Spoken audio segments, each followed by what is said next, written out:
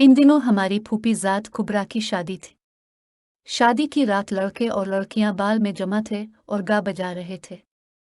सुलेमान मेरा फूफी ज़ाद था और बहुत अच्छा गाता था, लेकिन जब उसे गाने को कहा गया तो इसने मना किया और शर्माने लगा। तभी मैंने हिम्मत दिलाई तो इसने एक मकबूल लोकगीत सुनाया। इसकी आवाज़ बहुत अच्छी और गिले में सोज था। सब पर सहर तारी हो गया। मुझ पर तो इसकी परसोज आवाज़ ने ऐसा असर किया कि मैं खोसी गई। शादी खत्म हो गई। सब मेहमान चले गए, हम भी अपने अपने घरों को चल दिए, मगर मैं इस बार एक नए सुलेमान की तस्वीर को अपने दिल में सजा कर लाई थी। अब उसका ख्याल हर पल मुझे घेरे रखता। निगाहें दरवाजे और कानाहटों पर लगे रहते हैं। मसला ये था कि जिस घर जवान लड़कियां हों, वहाँ रिश्तेदार लड़के बहुत कम जाते थे। हालांकि इसका घर हमारे घर के पास था, वो फिर भी नहीं आता था। एक साल यूं ही गुजर गया और मैं उसकी एक झलक भी ना देख सकती थी। एक रोज सहन में बैठी थी कि अचानक वो आ गया। बहुत अरसे बाद देखा तो आंखों ने यकीन नहीं किया, बस बुत बनी इसे देखती रही। छोटी बहन ने कंधा बुलाकर मुझे ख्वाब से बेदार किया। जब मैं होश में आई तो खुशी से लबरेज हो गया, क्योंकि अरसे दिल के मालिक को देखा था। माँ ने इससे बात कैसे आना हुआ? खैर तो है। सब खैर है, बस खुश आमदीद कहा। मामू याद आते थे ने जवाब दिया। इसके मामू मेरे वालिद थे। तभी माँ ने हमसे कहा, लड़कियों उठो, किचन में जाओ, कुछ चाय वगैरह लाए। क्या मेहमान की तवाज़ो मतलूब नहीं है? हम दोनों बहनें किचन में चली गई। हाँ, तो सुलेमान क्या रिश्ता भूल गए थे? शुक्र है आए तो। क्या फूफी की तुमको याद नहीं आती? बुआ जी, आप कैसी बातें करती हैं? ये तो मेरा घर है, माँ ने हमसे कहा। चाय बाद में, पहले खाने का बंदोबस्त करो, ये खाने का टाइम है। वो किचन में हमारे पास आ गई और बोले, मैं सुलेमान के लिए अच्छा सा सालन बनाती हूँ। उन्होंने भुना हुआ गोश्त बनाना शुरू कर दिया। राबिया आटा गोंदने लगी और मैं सहन में तन्नूर दिखाने के लिए ईंधन इकट्ठा करने लगी। मैं ईंधन तन्नूर के पास ढेर करके सुलेमान की तरफ आई और कोई बात करने की बजाय इस चेहरे को देखने लगी। इस कहा, पश्मीना क्या बात, क्यों ऐसे मुझे तक रही हो? क्या मेरे चेहरे पर कुछ लगा हुआ है? नहीं, ये बात नहीं है। मैंने कहा, तो फिर क्या बात है? बात यह है कि आज मैं बहुत खुश हूँ क्योंकि तुम हमारे घर आए हो। मेरे दिल में बड़ी चाह थी तुम्हें देखने की। इसका मतलब है कि तुमको मेरी सूरत पसंद है। मैं शर्माने लगी। और शर्माने की क्या जरूरत है? जो तुमने नहीं कहा वो भी मैंने सुन लिया। अच्छा, अगर मैं इलाके से बाहर जाऊं तो फिर तुम क्या करोगी? मैं जीना सीखूंगी, बरमला मेरे मुंह से निकला। पश्मीना, तुम इतनी मजबूत बातें करती हूँ, लेकिन मुझे याद है तुम्हारी मन्नी बख्त सनवार बड़ी है। वो तो ऐसे ही बात हुई थी, निकाह तो नहीं हुआ। मैंने अफसरदा होकर कहा तो वो चुप हो गया, फिर बोला, उदास न हो, बाबा जान ने मुझे दुकान कर दी है जो हमारे घर के पिछवाड़े सड़क पर है। कभी तुम वहां आना, मैंने वदा किया कि जरूर रहेगी। इस रोज खाना उसने हमारे साथ खाया और अपनी इस आमद की याद मेरे दिल में गुलाब के फूल की खुशबू की मानिंद वो बसा कर चला गया। इसके जाने के बाद कई दिन तक खुशी में सरशार रही और ऐसे खुश रहने लगी जैसे वो अभी तक हमारे घर में मौजूद हो। फिर वक्त के साथ ये कैफियत मान पड़ने लगी और आस की याद और दीदार की ख्वाहिश तन करने लगी। पिल पिल बेकरार छूटिए ने मुझको अंदर ही अंदर ब्लॉक करना शुरू कर दिया। जब इस दर्द से निमटना मेरे बस की बात ना रही तो दिल से मजबूर हो मैं अमान का, मुझे कुछ चीज़ें खरीदनी हैं। क्या मैं राबिया के साथ सुलेमान के जनरल स्टोर पर चली जाऊं? माँ बोले, चली जा, मगर जल्दी आ जाना। यौन में और मेरी बहन इसके स्टोर पर चले गए। वो हमें देखकर खुश हो गया और हमारी खातिर तवाज़ो के लिए अपने स्टोर के ऊपर बने हुए कमरे में ला बिठाया।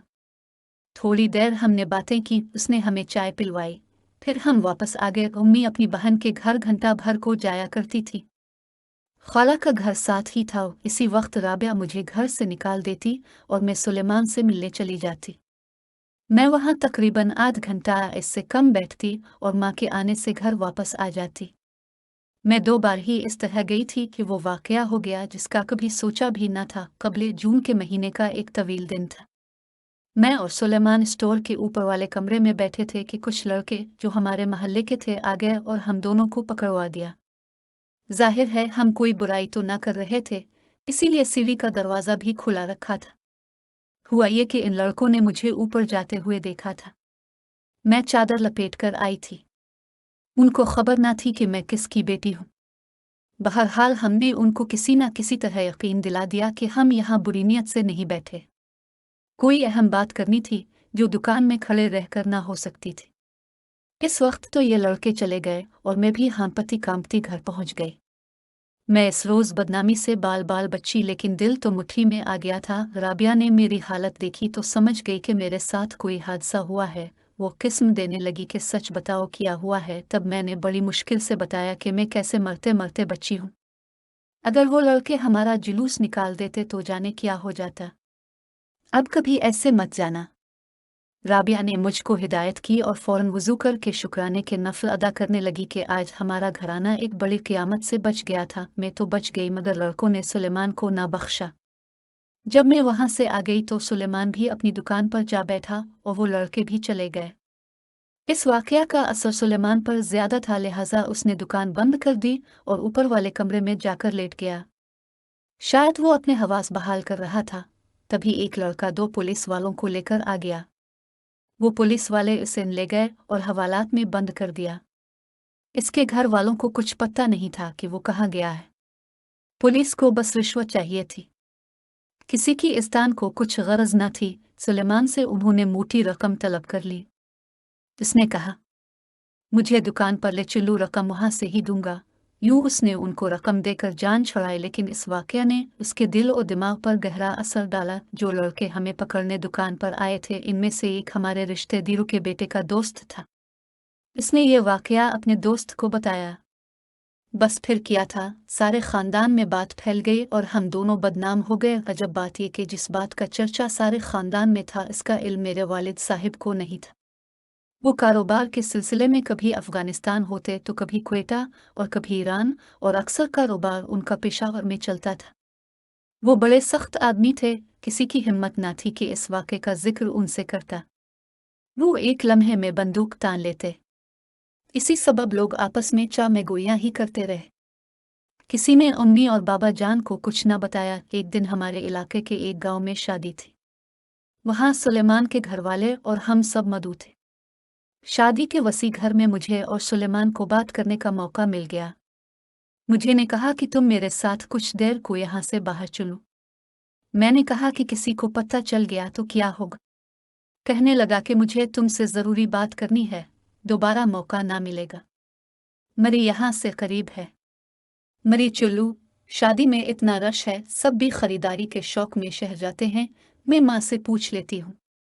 बोला, माँ से ना पूछो।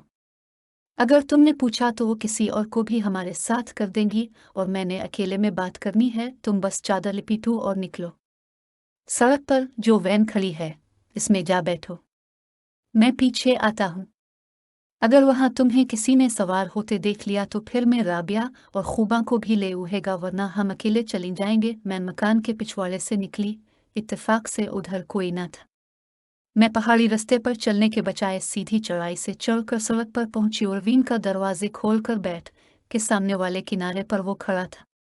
वो तेजी से आया और वैन में बैठकर गाड़ी चला दी। हम शहर के होटल में आ गए। वहां रजिस्टर पर उसने मेरा और अपना नाम मिस्टर और मिसेज लिखवाया। हम कमरे में आ गए। अब हम खुलकर बातें कर सकते थे। उसने कहा, पश्मीना, तुम आज मुझसे साफ कहो, क्या चाहती हो? क्या तुम मुझसे शादी करना चाहती हो? मैंने कहा, हाँ, मैं तुम्हारी जिंदगी की शरीक बनना चाहती हूँ। तो फिर तुम मेरे साथ अभी और उसी वक्त कोर्ट चलो। जब बात सारे खानदान में फैल गई है, तो क्यों ना वो किया जाए जिसकी हमको कुछ गलत ना करके भी सजा मिल रही है। तुम अभी मेरे साथ कोर्ट चलो, हम निकाह करके आ जाते हैं। मेरे दोस्त ने वहां सब बंदोबस्त किया हुआ है। 2-3 घंटे से ज्यादा नहीं लगेंगे। खानदान में तो हम बदनाम हो चुके हैं। बदनामी किसी रोज खिलेगी तो जानती हो क्या होगा। तुम फिर किसी के घर आबाद होने के भी काबिल नहीं रहोगी और दोबारा ऐसा वक्त नहीं मिलेगा। हम अभी निकाह करके आ जाते हैं। मैं तुमको वापस शादी वाले घर छोड़ दूंगा। वो मुझे इसी तरह जहनी तौर पर कोर्ट मैरिज के लिए आमादा कर रहा था। वालिद साहब को पता चलेगा तो क्या होगा, वो तो जब वक्त आएगा देखा जाएगा। उन बातों से मजबूर होकर नहीं बल्कि अपनी मर्जी और दिल से मजबूर होकर मैं सुलेमान के साथ इसी वक्त कोर्ट चली गई और हमारा निकाह हो गया। जब हम वापस आ रहे थे तो हमें बख्त खान के छोटे भाई शहबाज ने देख लिया। इसने इसी वक्त जाकर अपने बाप को बताया कि मैंने पश्मीना को सुलेमान खान के साथ वैन से उतरकर शादी वाले घर की तरफ जाते हुए देखा है। इसने अपने भाई को भी कहा कि मैंने तेरी होने वाली बीवी को इसके कजिन के साथ देखा है। अब तुम ही सोचो कि लोग क्या कहते होंगे कि बख्त की होने वाली बीवी अपने कजिन के साथ चक्कर लगाती फुरती है। तभी बख्त ने अपने चाचा से कहा कि अभी और इसी वक्त शादी का बंदोबस्त करो, मैं मजीद ऐसी बातें बर्दाश्त न कर सकूंगा। तरे खान तो अफगानिस्तान में फंसा हुआ है और बेटी की शादी बाप आने कबल हो नहीं सकती, तुम जरा सब्र करो। असगर चाचा ने अलिफ से ठंडा किया। जब मैं शादी वाले घर पहुंची तो माँ परेशान थी, वो मुझे कब से ढूंढ रही थी। उस वक्त राबिया आड़े आई। इसने ही माँ को रोका। माँ क्या करती हो, शादी वाले घर में अपना ही तमाशा बना रही हो। ये कहीं नहीं गई थी। पिछले घर में लड़कियां दफ बजा रही थीं, जो दूल्हा का घर था। ये वहां चली गई थी और मैंने छोटी बहन की फिरासत की दाद दी और कहा, हाँ माँ मैं तो उधर ही थी, तो मुझे बताकर क्यों नहीं गई थी। राबिया को तो बता दिया था, उल्टा मैंने राबिया ही को फंसा दिया और खुद इधर उधर हो गई। माँ राबिया से उलझती रह गई। शादी खत्म हो गई, हम घर आ गए। अब मैं जहाँ परेशान थी वहाँ मुतमईन भी थी कि सुलेमान की मनकूहा हो। गिरचा ये राज किसी एटम बम से कम न था, मगर अब हम दोनों अपना कुछ तो दिफा कर सकते थे, क्योंकि मेरा निकाह सुलेमान से हो चुका था। बाबा जान के आने की उम्मीद न थी वो, मगर अचानक आ गए। जब बख्त वालों ने सुना कि खान आ गया है तो उन्होंने आकर शादी की बात चला दी और कहा कि हम जल्द शादी की तारीख चाहते हैं। बाबा जान बोले, ठीक है, मुझे आरामक लेने दो, चंद दिन बाद आ जाना, अभी मुझको अपनी बीवी से भी मशवरा करना है। बाबा जान ने अम्मा जान से राय तलब की तो माँ ने कहा कि अभी इनको टाल दो, क्योंकि पश्मीना शादी पर रजामंद नहीं है, ऐसा ना हो कि वो बीमार पड़ जाए। बाबा जान को हमारी शादी की कोई जल्दी ना थी। उन्होंने उनको टाल दिया कि अभी लड़की की सेहत ठीक नहीं है। मेरे ससुराल वालों को जल्दी थी, वो असल बात का जिक्र अब्बा जान के सामने ना करते थे कि कहीं वो रिश्ता देने से इनकार ना करे।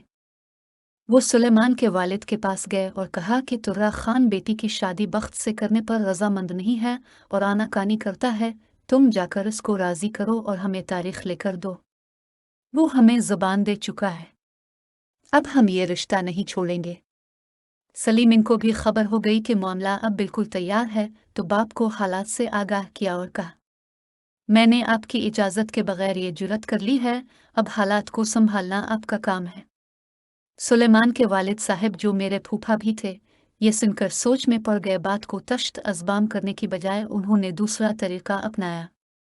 वो बख्त पास गए और कहा, देखो असगर खान, तुम मेरे रिश्ता के भाई हो, इसलिए मैं तुम्हारे पास दरख्वास्त करने आया हो, वरना सीधा तुर्रा खान के पास जा सकता था।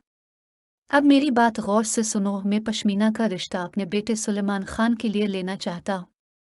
तुम ये रिश्ता छोड़ दो, इसके बदले में तुम्हारी हर शर्त मानने को तैयार हूँ। अगर तुमको रिश्ते के बदले रिश्ता दरकार है तो मैं अपनी बेटी खूबा का रिश्ता तुम्हारे लड़के को देने पर राजी होने, या फिर तुम इसके लिए नुक्ता एक ट्रक माल से भरा हुआ ले सकते हो। असगर खान बोला, ना मैं रिश्ते के बदले रिश्ता लूंगा और ना माल से भरा हुआ ट्रक, ऐसा कोई सौदा मुझे मंजूर नहीं। मैं पश्मीना का रिश्ता ही लूंगा, क्योंकि हमने बहुत पहले इस लड़की को बहू बनाने का फैसला कर लिया था और हम आज भी इस पर कायम हैं। हम तुम्हारे पास अपना मसला लेकर आए थे और तुम उल्टा अपना मसला लेकर आ गए। इसके बाद वो लोग मेरे मामू पास चले गए।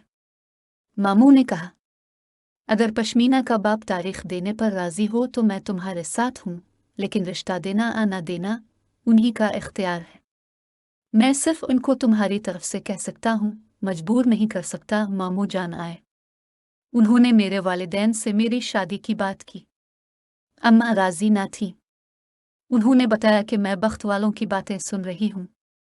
ये लोग एक तरफ मेरी बेटी को बुरा कह रहे हैं, बदनाम कर रहे हैं, और दूसरी तरफ हमसे तारीख मांग रहे हैं। अगर मेरी बेटी बुरी है तो ये क्यों इसको बहू बनाना चाहते हैं?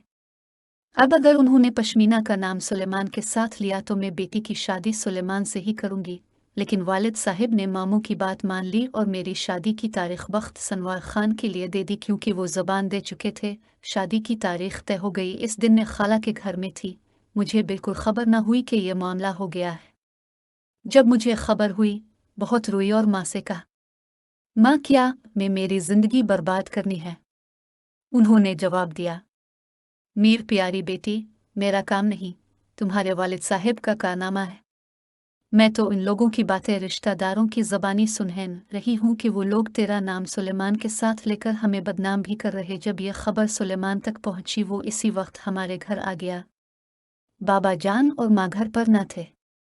वो शादी की मज़ीद तफसीलात तय करने गए थे। सिर्फ राबिया घर पर थी।